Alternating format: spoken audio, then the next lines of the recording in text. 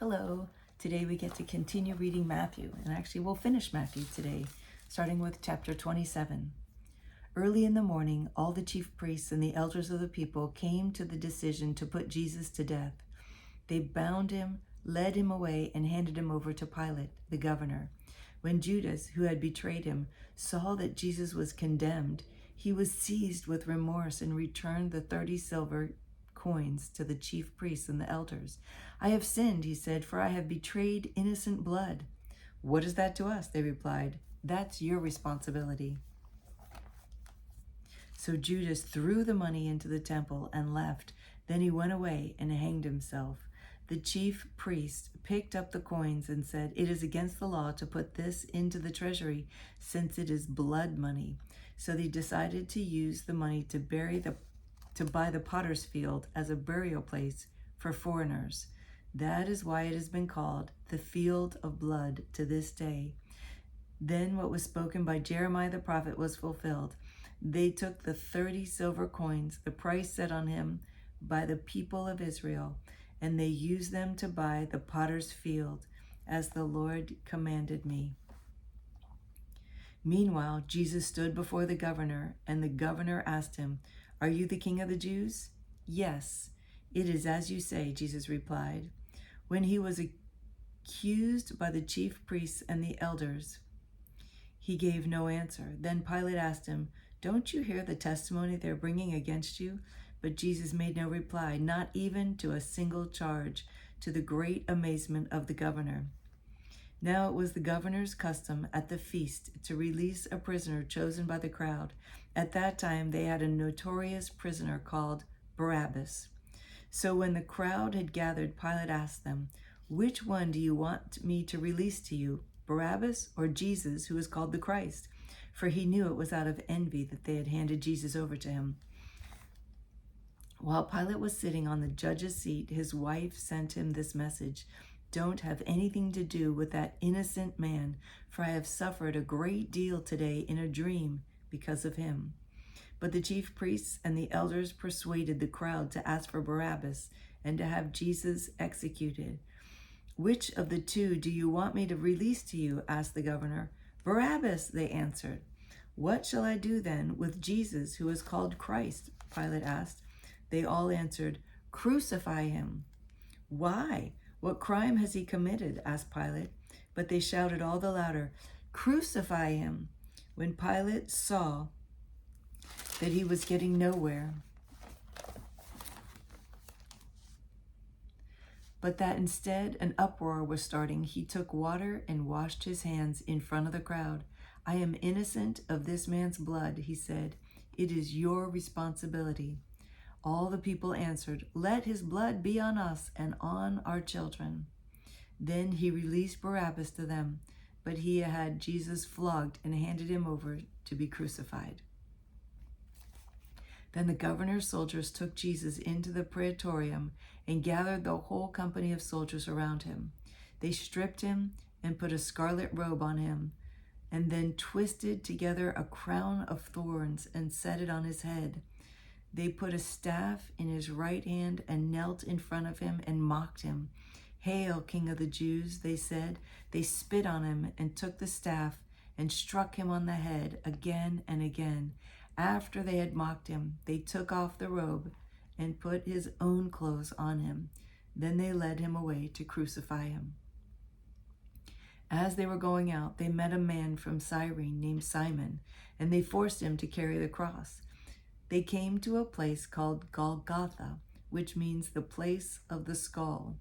There they offered Jesus wine to drink mixed with gall, but after tasting it, he refused to drink it. When they had crucified him, they divided up his clothes by casting lots, and sitting down, they kept watch over him there.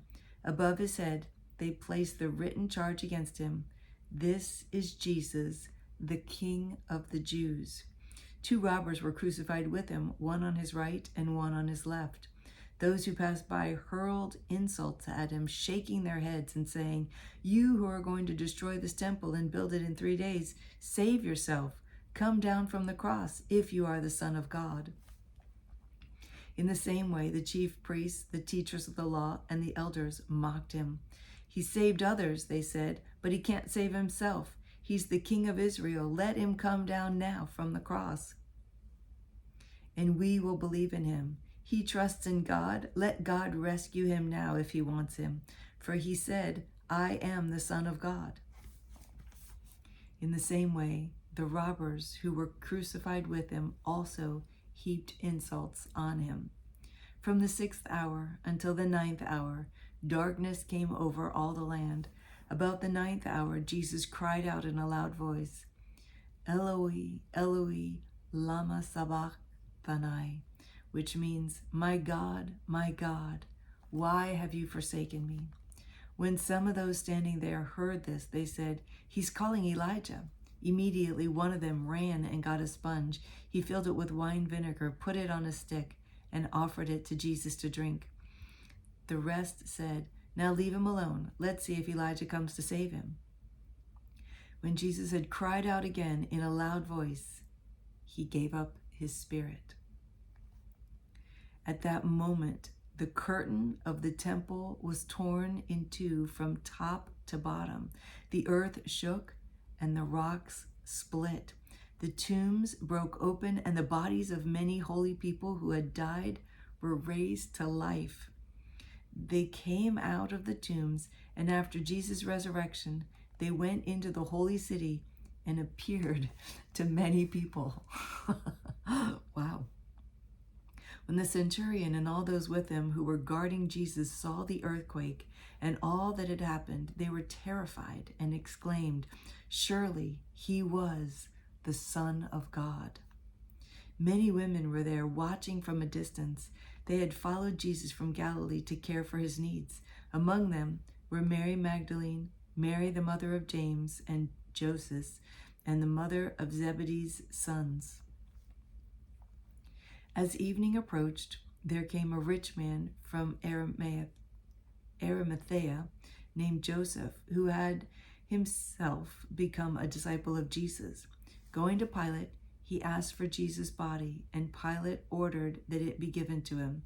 Joseph took the body, wrapped it in a clean linen cloth, and placed it in his own new tomb that he had cut out of the rock. He rolled a big stone in front of the entrance of the tomb and went away. Mary Magdalene and the other Mary were sitting there opposite the tomb. The next day, the one after preparation day, the chief priests and the Pharisees went to Pilate. Sir, they said, we remember that while he was still alive, that deceiver said, after 3 days I will rise again. So give the order for the tomb to be made secure until the 3rd day. Otherwise, his disciples may come and steal the body and tell the people that he has been raised from the dead. This last deception will be worse than the first. Take a guard, Pilate said. Go make the tomb as secure as you know how. So they went and made the tomb secure by putting a seal on the stone and posting the guard. Chapter 28. After the Sabbath, at dawn on the 1st day of the week, Mary Magdalene and the other Mary went to look at the tomb. There was a violent earthquake, for an angel of the Lord came down from heaven and going to the tomb, rolled back the stone and sat on it. His appearance was like lightning, and his clothes were white as snow. The guards were so afraid of him that they shook and became like dead men. The angel said to the women, do not be afraid, for I know that you are looking for Jesus who was crucified. He is not here. He is risen just as he said. Come and see the place where he lay. Then go quickly and tell his disciples he is risen from the dead and is going ahead of you into Galilee. There you will see him. Now I have told you. So the women hurried away from the tomb, afraid yet filled with joy, and ran to tell his disciples. Suddenly Jesus met them. Greetings, he said. They came to him, clasped his feet, and worshipped him. Then Jesus said to them, do not be afraid. Go and tell my brothers to go to Galilee. There they will see me. Wow. Wow. That's pretty cool. While the women were on their way, some of the guards went into the city and reported to the chief priests everything that had happened. When the chief priests had met with the elders and devised a plan, they gave the soldiers a large sum of money, telling them, "You are to say his disciples came during the night and stole him away while we were asleep. If this report gets to the governor, we will satisfy him and keep you out of trouble." So the soldiers took the money and did as they were instructed. And this story has been widely circulated among the Jews to this very day. Then the 11 disciples went to Galilee, to the mountain where Jesus had told them to go. When they saw him, they worshipped him, but some doubted. Then Jesus came to them and said, "All authority in heaven and on earth has been given to me. Therefore, go and make disciples of all nations, baptizing them in the name of the Father and of the Son and of the Holy Spirit, and teaching them to obey everything I have commanded you. And surely I am with you always to the very end of the age." Wow. Wow. What a great command. Let's just read that one more time. This is the Great Commission. Then Jesus came to them and said, "All authority in heaven and on earth has been given to me. Therefore, go and make disciples of all nations, baptizing them in the name of the Father and of the Son and of the Holy Spirit, and teaching them to obey everything I have commanded you. And surely I am with you always to the very end of the age." That is the commission he gave to the disciples, and you are a disciple of Jesus, so that commission is for you. It's a good one. So we just finished Matthew. I love reading Matthew, Mark, Luke, John back to back without stopping in between. Like, just keep reading through, because it's 4 different men's stories of the account of Jesus. And just like if you ask all 4 of my children about their upbringing, you'll get 4 different stories of life in our house growing up. And that's how it is reading Matthew, Mark, Luke, John. You get 4 different accounts, 4 different stories, opinions, perspectives. That's probably what it is. 4 different perspectives of the life of Jesus on the earth. And it's so valuable to read the perspective of each one.